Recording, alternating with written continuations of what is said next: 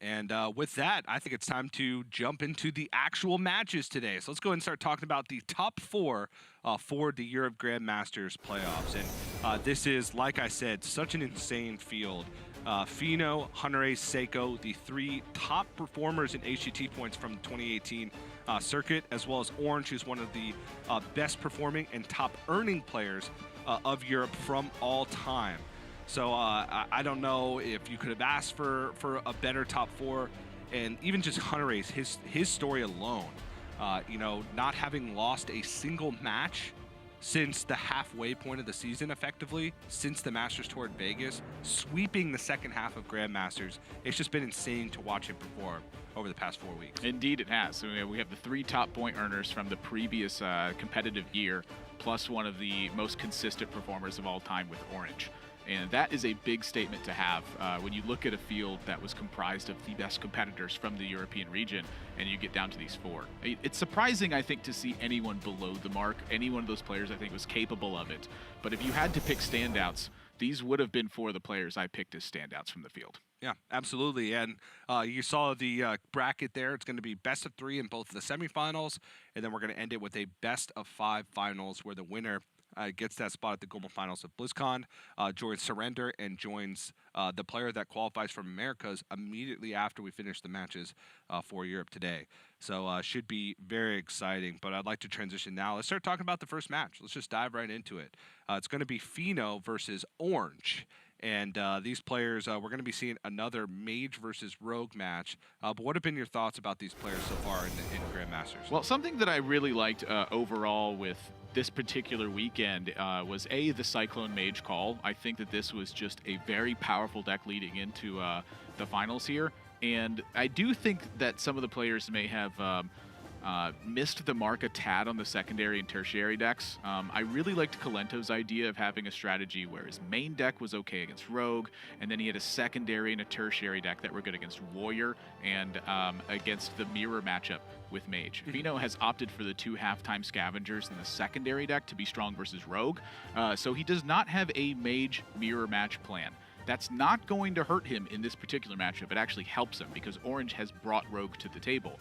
But I liked the call of Cyclone Mage, but more so, I liked the call of Rogue. I think it has a slight edge in the matchup, and unless Fino can get those consistent, very powerful draws, that's where he's going to find himself in trouble, is without this most powerful draws. That's right, and Orange's Rogue deck here, the Burgle/Tempo Rogue.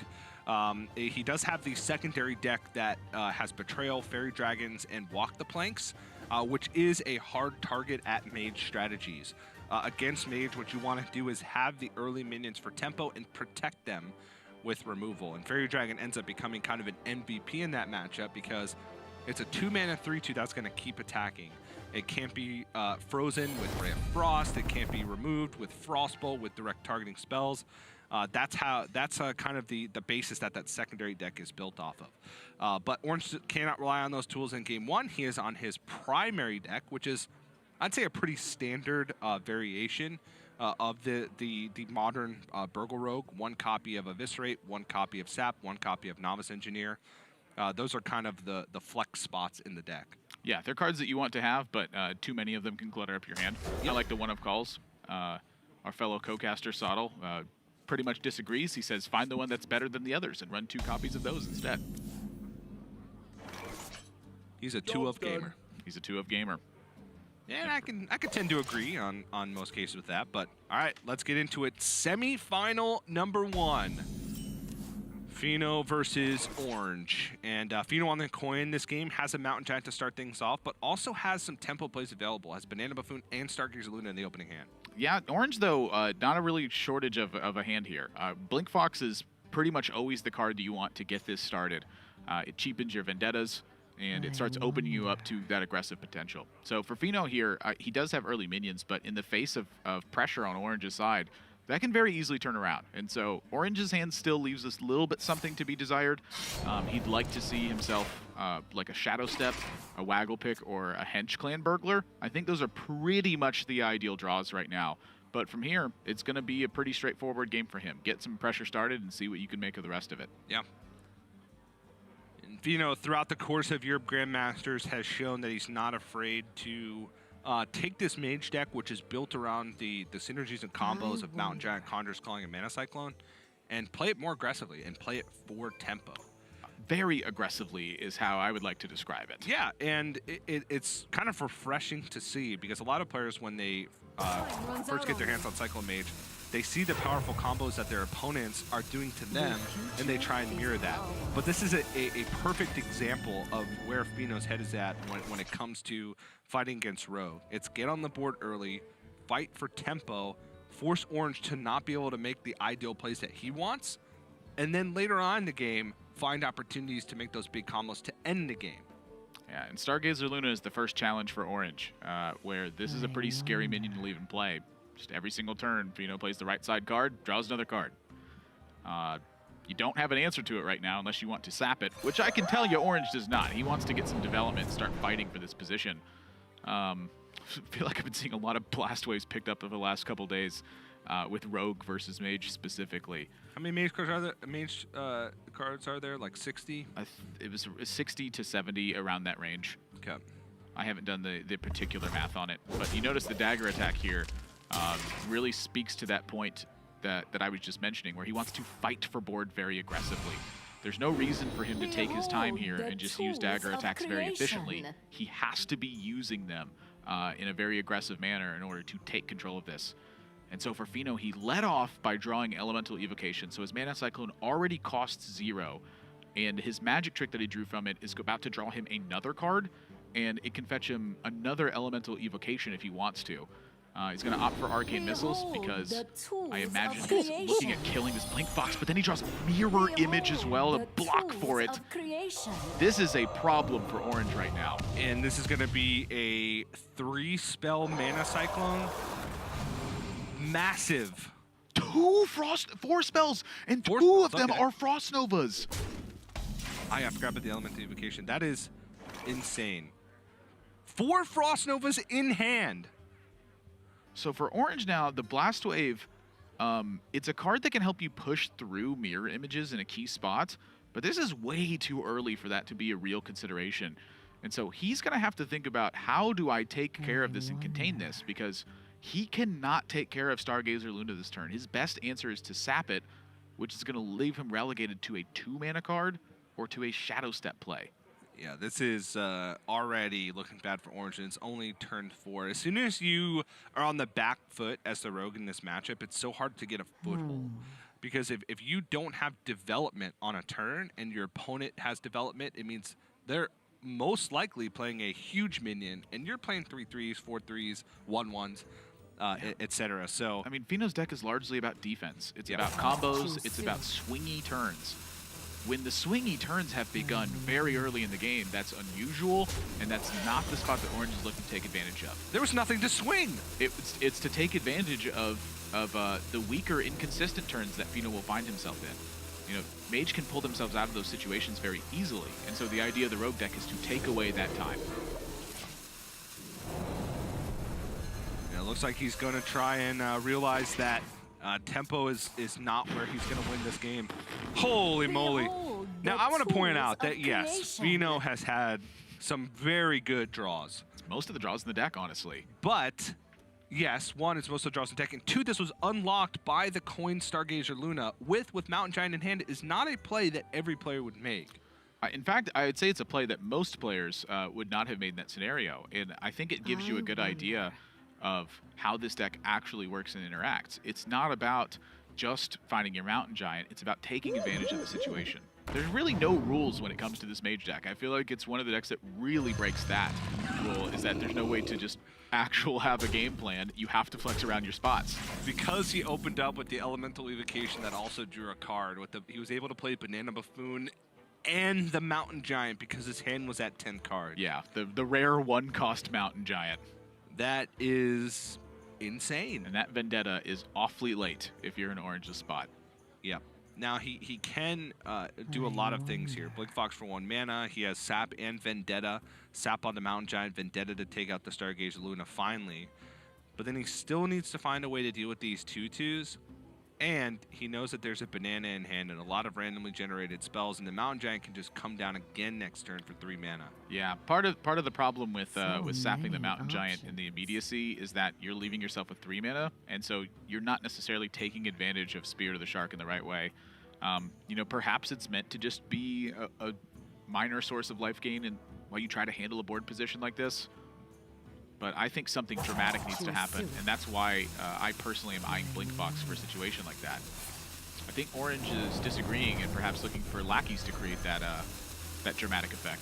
Yeah, lackeys are much more controlled than Blinkbox is. Blinkbox, it can get you a dud, it can get you something fantastic, but lackeys, you always know that it's going to be a consistent amount of power. It hurts to play that Vendetta because that Stargazer Luna has already done her job.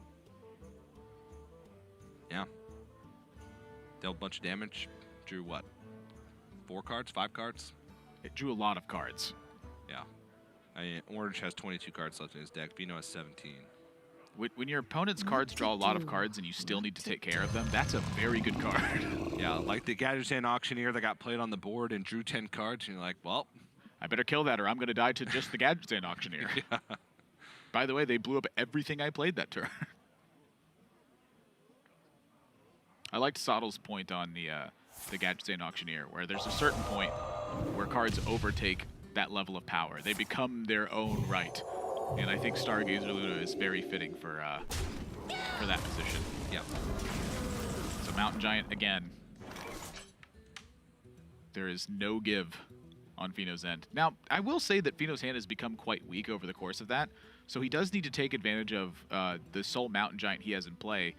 But with 4 Frost Novas, a Ray of Frost, and a Polymorph, I feel like this is going to be protected from minion combat for quite some time. Yeah, he only needs to attack 3 times with it, and that doesn't even include any other minions that he develops in order to win the game. I was thinking Blast Wave here might be fairly appropriate. I'm wondering if you ever play like a Faceless Lackey first to generate and go for it. He might also just need to fight way harder than that, and that's about one of the worst pickups you can get. Yep. I think I've said this spiel many times, but a lot of players think, shouldn't Jan'alai work with Rogue because they're attacking with their hero power? The hero power is just equip a dagger. It's the dagger that's dealing the damage. It's not the hero power. I'll call it an unfortunate interaction. I feel like it should be acting the Jan'alai. I know it shouldn't, but I feel like it should. I can see why.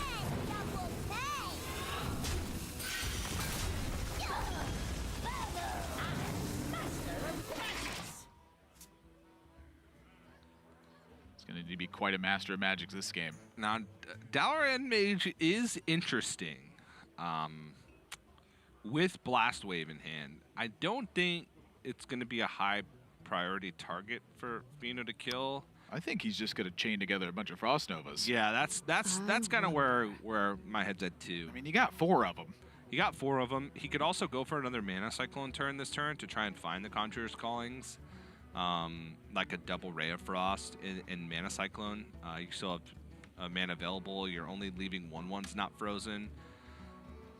It's just weird to see 4 Frost Novas in hand. It looks so beautiful. This is the ultimate freeze mage dream right now. An Archmage Jansenitis and 4 Frost Novas. With a Mountain Giant in play. Yeah. Yeah, I guess just the Frost Nova plus the hit is enough. Reason being is because he hits for 10 this turn. If his minions aren't dealt with, he hits for 10 again, and that's game.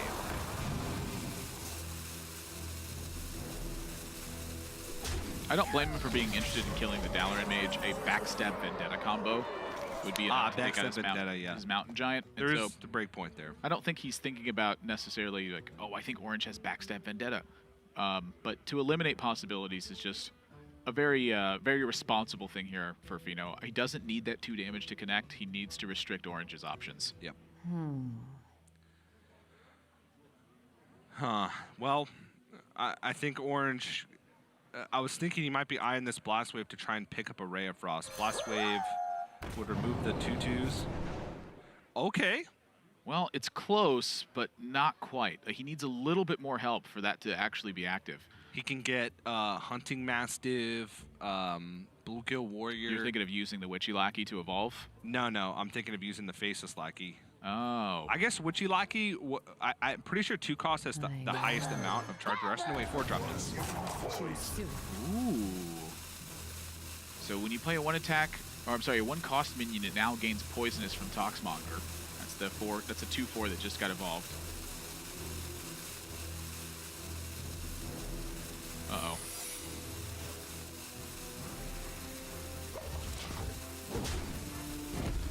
Well, he's not dead, but it's about as close as you get.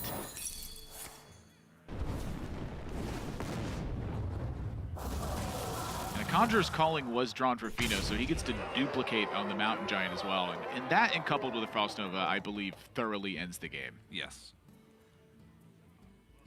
There is a way that Orange could stay alive. Like, if Fino uses all of his mana, so say he uses Conjurer's Calling and he uses Frost Nova here, Orange could Blast Wave and find himself some freeze cards, but that's about it. Yeah, and honestly, I think Fino is interested in pinging here. I would very much be interested in pinging in this situation. Just because you force 4 mana or 5 mana from your opponent to heal with Life Drinker or Ziliax. But it looks like he's not going to, and this may give Orange an opportunity. There's still so many freeze cards. There's still so many freeze cards. Fino's got 30 health. There's still the second half of the Ray of Frost plus the double Frost Novas. All right, well, good luck, Orange.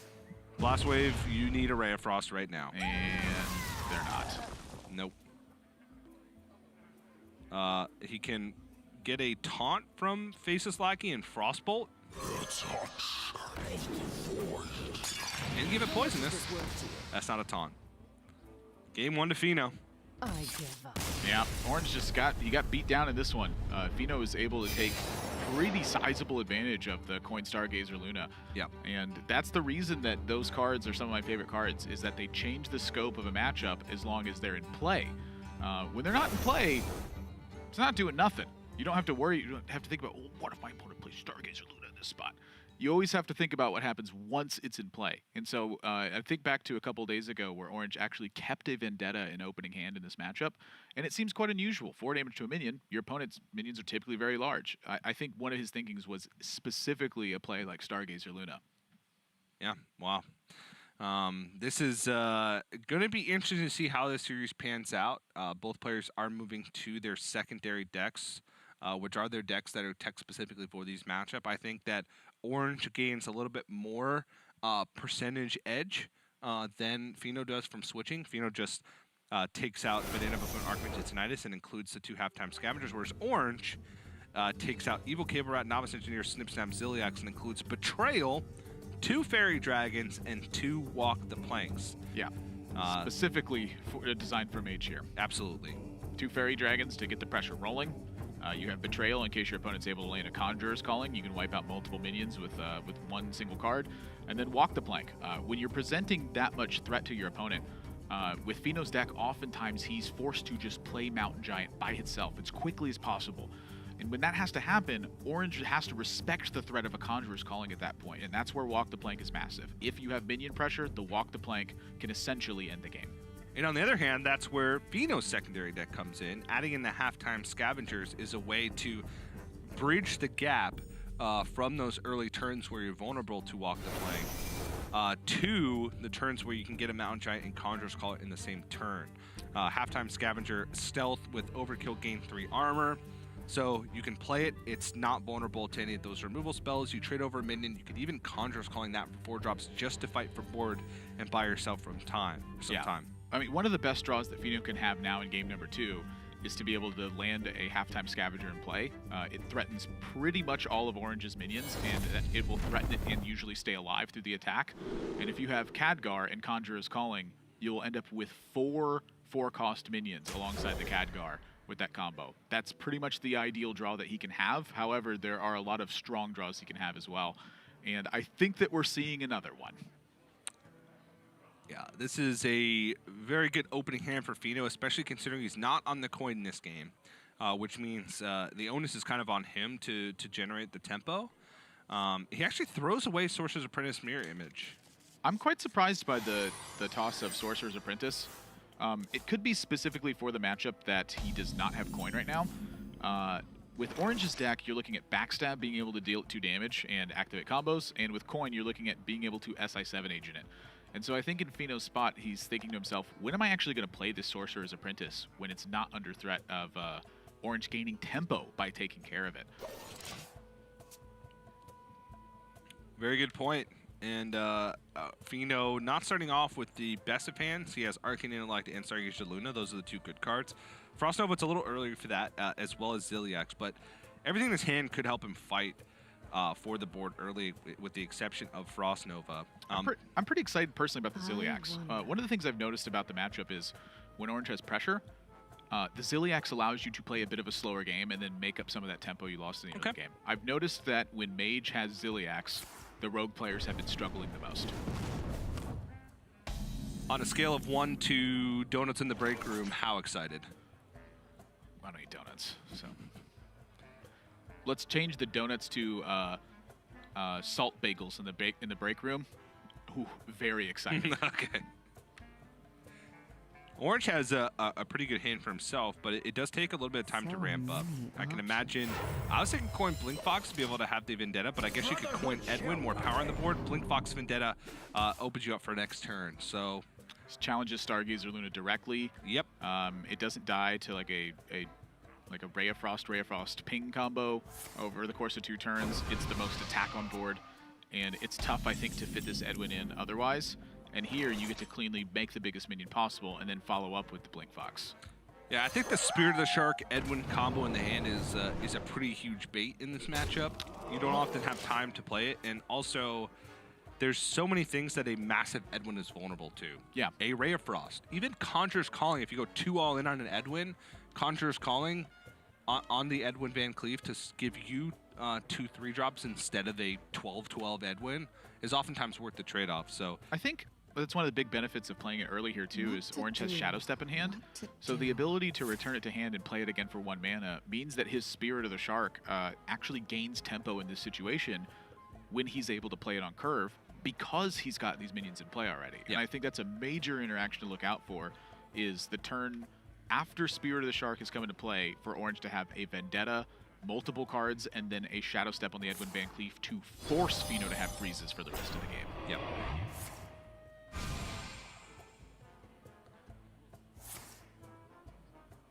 Using the second elemental evocation here just to get an extra spell for Mana Cycle, and realizing that he needs to find some ways to fight back.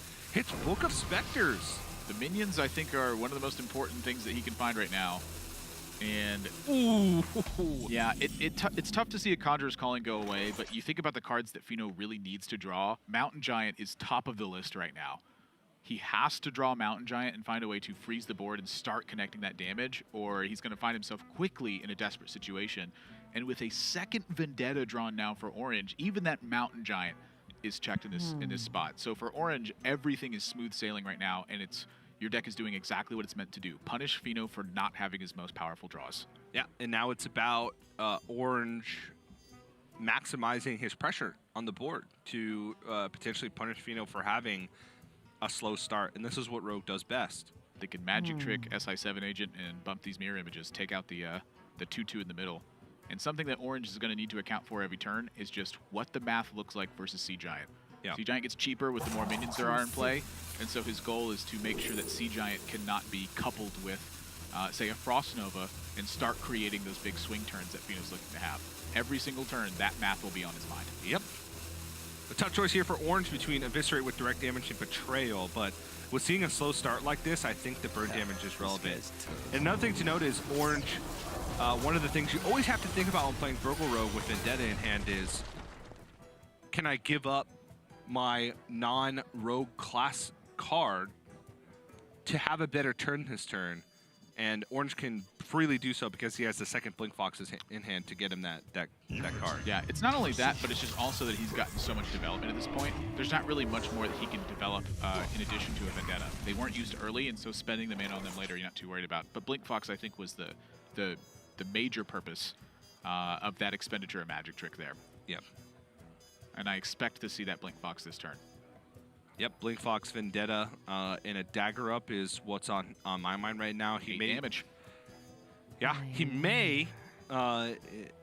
There is some argument to using Eviscerate, not daggering up, and holding on to Vendetta. It depends on what your next turn looks like. If you feel like you're going to be able to fit in a dagger up and hold on to a cheaper form of removal for like a Mountain Giant, then that could be better in some circumstances. It is a realistic consideration. To me, the flexibility on Tai would be whether or not you want to make a big Edwin this turn, or whether or not you wanted to just take a consistent stance and keep connecting. And so I think saving the Vendettas here for Orange makes sense because he's going for the bigger Edwin Van Cleef. This allows him to play the Blink Box for value next turn with the Spirit of the Shark and have the double Vendetta as well. So he's got pretty much every single angle checked by having a slightly weaker turn right now. It pays off for him on the next 2, 3, 4 turns. A weaker turn as far as damage. Definitely not a weaker turn as far as development. Right. I mean, his weaker turn in terms of damage, which it's kind of hard to make that call when you just drew a Leroy and you have an Eviscerate in hand. Typically, damage is what you favor in that circumstance. Yeah. And so in this spot in particular, Fino had counterplay to it. He randomly generated a snap freeze and took full advantage of it. So now Orange has less pressure that's going on the following turn, but he's going to be able to back that up with the Blink Fox generating extra cards. Whew. And so you kind of see the point that I'm getting at here is I think it is a weaker turn because the goal of his turn, I think, again, is to start punishing Fino for that inconsistent draw. Yeah. When you take a turn off like that and go for development, you do open up this possibility. But playing around that possibility is essentially playing around random outcomes. That is A, usually an unwise thing to do, and then B, it's a very difficult thing to do. So I liked his turn of the more development. I think it just ended up going awry for him here. And now with the Archmage Antonidas pickup, I'm looking at 2 Vendettas and an Archmage Antonidas. That is insane. And that gives Orange the freedom to eviscerate this mana cycle. And in most situations, he would Vendetta and Dagger up there. Wow.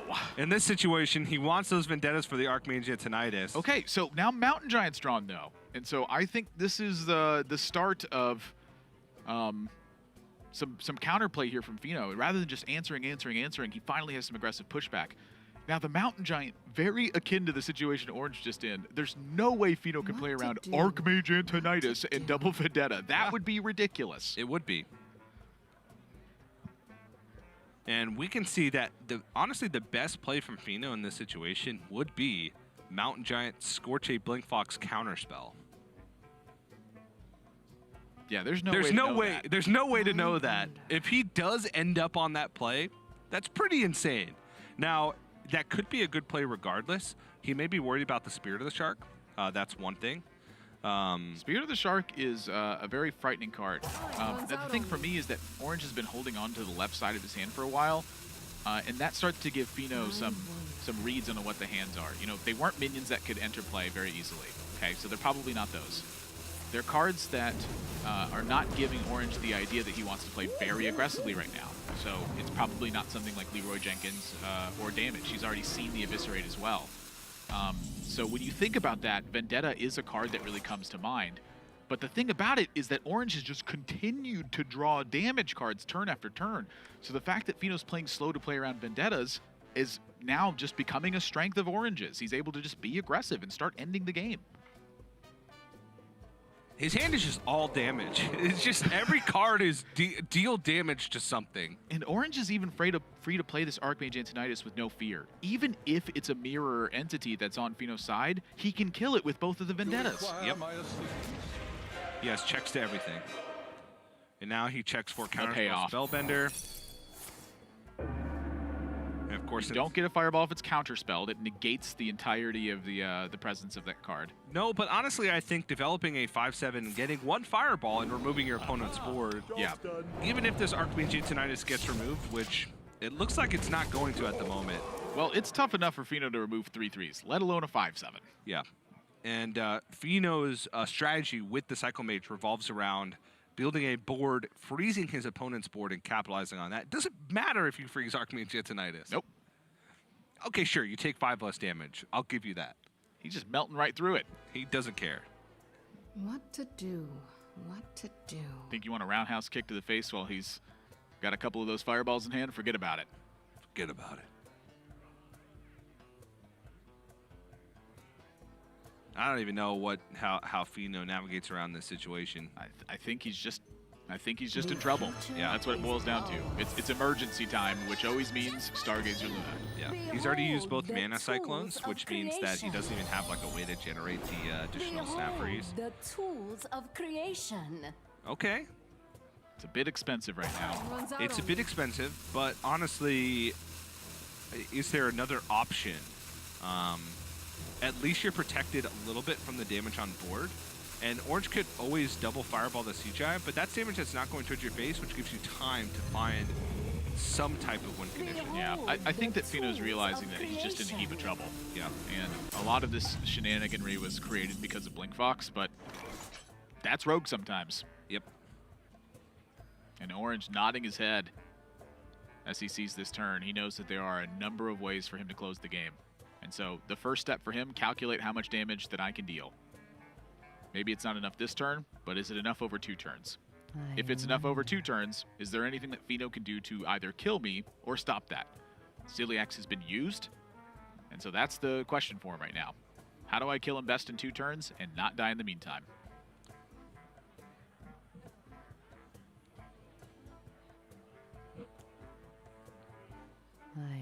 Waggle Pick over 2 turns represents 8 damage versus a Fireball, which represents 6. Well, he could deal 12 damage this turn with the double Fireball. And that opens him up for just the second Fireball, Eviscerate the face for lethal. Yeah, I think he's considering taking out the Stargazer Luna in this spot, which may be the reason that he's moving towards this Waggle Pick. Okay. It's 4 damage into the Luna right now. Oh, he's just going to take care of everything.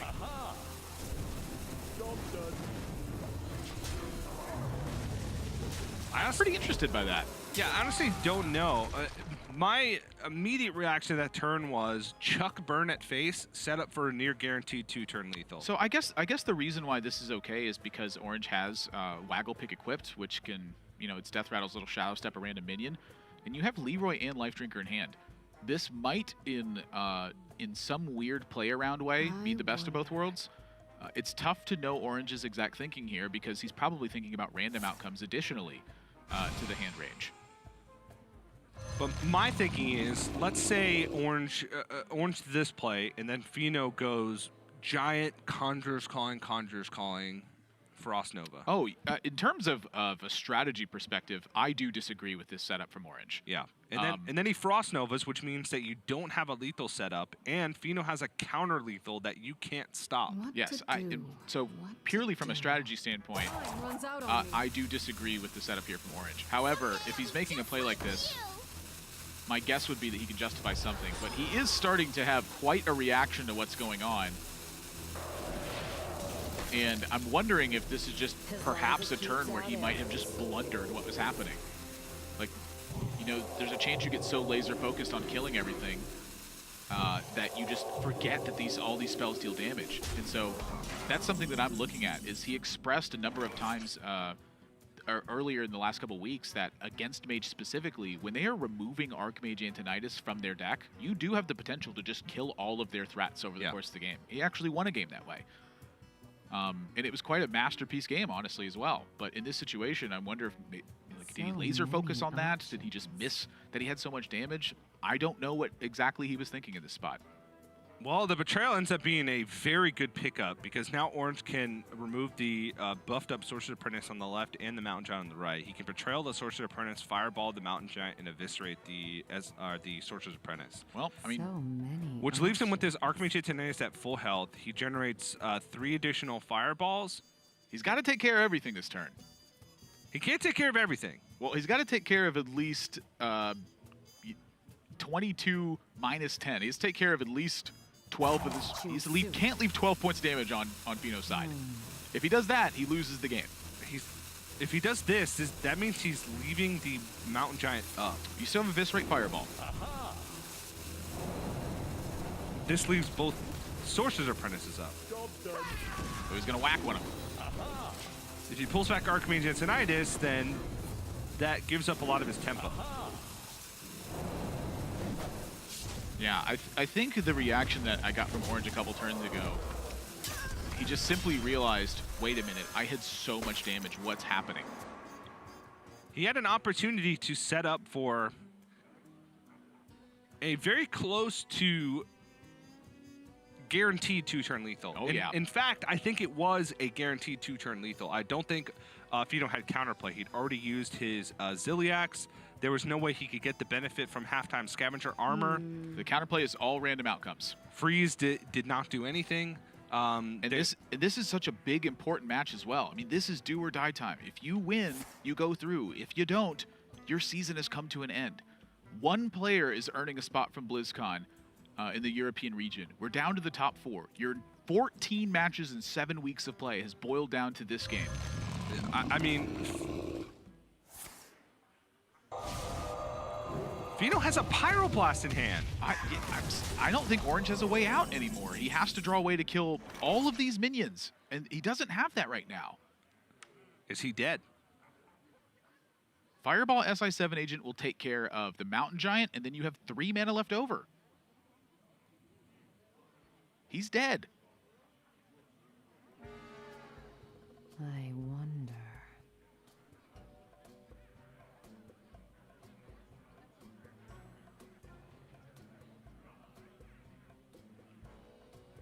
He's dead. There's no counterplay. He cannot check everything. Wow. 2 things on my mind. I wonder. How do you win from that spot from Fino? That's insane. And the second thing on my mind, where did Orange go wrong? He needed to capitalize on damage, and he didn't. And the Pyroblast in hand from Fino is going to end the game and send Fino to the finals of the Europe Grandmasters playoffs. Yep, Orange getting up and walking away. I understand. But for Fino, the season has just gone magnificently for him. He went 10-4 in the regular season, and now he's shown up here, and it feels like he's just unstoppable. It feels like those first only 9 matches or so from Fino, where he started out undefeated in Grandmasters. It wasn't till the very end of the season that it looked like he was even going to be scathed. And now he's come into the playoff stage of it and has continued to duplicate that early performance that he's had there. You know, my heart goes out to Orange this one. I feel for him in that.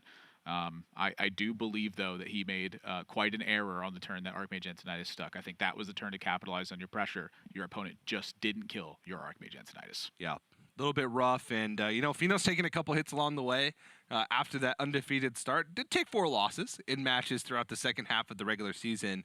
But, you know, we have our first player in the finals, and that's Fino. And, you know, just going back to him continuing to fight through after seeing Archmage Antonidas, knowing that his chances to win were probably sub 10%, in his mind, maybe even sub 1%, because he's thinking, if he just fireballs my face, I have no way to win. But took the turns that he was given, and that last turn setup, making as much power as possible on the board. Even the turn previous, where he didn't even play his Mountain Giant, he played Banana Buffoon against like a very strong board from his opponent, where he's probably going to lose the game if he doesn't make pressure, just so he can go for that one swing turn to try and survive and live.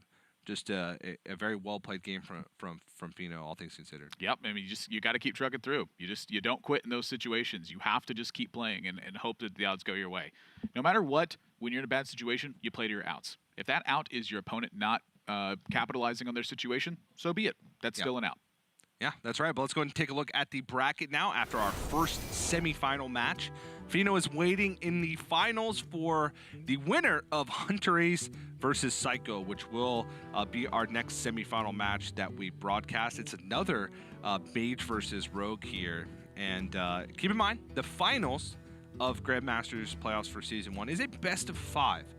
So things can change a little bit there. You reduce some of the variants that best of 3s throw in the mix, and it's very tough and exhausting because you could play a 5-game set with the same deck, which is kind of interesting to think about. It's not something that we've had. We saw it at the Masters Tour in Las Vegas with the finals between Dog versus Gallon, and you know, it can wear on the players after this much stress coming into the final day. Pretty insane. But Hunter Ace versus Psycho just itself. Hunter Ace, I mean, he's a world champion. Is there anything else that I can say? I love it. TJ's like trying to come up with a way to say it. And he's like, I mean, he's the world champion. What else is there to say? Well, the thing to say is that he's going up against Psycho, who I think the first half of Grandmasters, he looked like he was a world champion. Yeah. He played out of his mind. And he also, like Fino, went undefeated for a number of matches. But it wasn't until the week where he played against Hunter Ace that he showed any sort of nerves whatsoever. It looked like he had had nerves of steel up to that point. But then the week against Hunter Ace, he managed to take the first win versus him. They all played against each other twice throughout the season. And we asked him why he looked so nervous, and he goes, well, this week I was playing against a pro. And I was like, ooh, that's, some pretty subtle shade. I like it. Yeah. But that's the idea that stuck, is the tougher opponents that Psycho has played against, the more regard that he has held them in, the tougher his matches have looked for him, just simply from his own standpoint, containing himself and making sure that he can stay focused during the match. Yeah, and he has had experience playing on camera over the weeks of Grandmasters, but I don't think anybody over the last year is going to match Hunter Ace in high-profile games on camera. Oh, sorry, Bob. It's going to be tough. But first semifinal in the books, which means we have one more to go, and then the finals for Europe Grandmasters. But in the meantime, we're going to have to go to a quick break, but don't go anywhere. More here from the Europe Grandmasters playoffs right after this.